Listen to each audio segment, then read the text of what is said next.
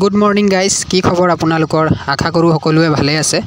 তো গাইজ, নুমলীগড় ৰিফাইনেৰীত যিসকলে ইণ্টাৰ্ণশ্বিপ পাইছে আৰু যিসকলক 2 জুনত ডকুমেণ্টছ ভেৰিফিকেশ্যনৰ কাৰণে মাতিছে, চ' আপোনালোকে লগত কি ডকুমেণ্টছ লৈ যাব লাগিব তাৰ বিষয়ে এই ভিডিঅ'টোত জনাম। চ' ভিডিঅ'টো সকলোৱে চাব আৰু ভাল লাগিলে লাইক কমেণ্ট শ্বেয়াৰ কৰিব।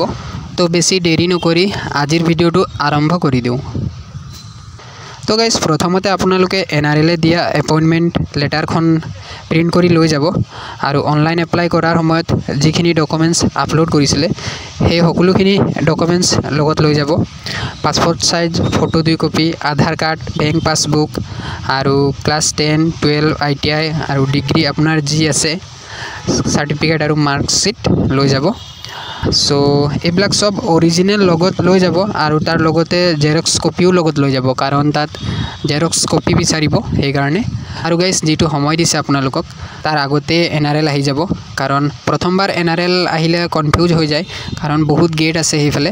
চ' আপোনালোকে NRLৰ মেইন গেটত আহিব, সেইফালে দিয়ে আপোনালোকক সোমাব দিব এডমিন বিল্ডিঙলৈ। আৰু 2 জুনত যদি মোক দেখে আপোনালোকে মাত লগাব, কাৰণ মইতো আপোনালোকক চিনি নাপাবও পাৰোঁ।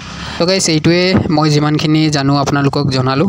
আৰু যদি কিবা NRLৰ বিষয়ে জানিব লগা থাকে চ' চেনেলটো ছাবস্ক্ৰাইব কৰি দিব, আগলৈ নতুন আপডেট পাই থাকিব।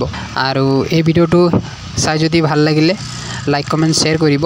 আজিলৈ ইমানেই, লগ পাম নতুন এটা ভিডিঅ'ত। তেতিয়ালৈ বাই বাই, জয় আই অসম।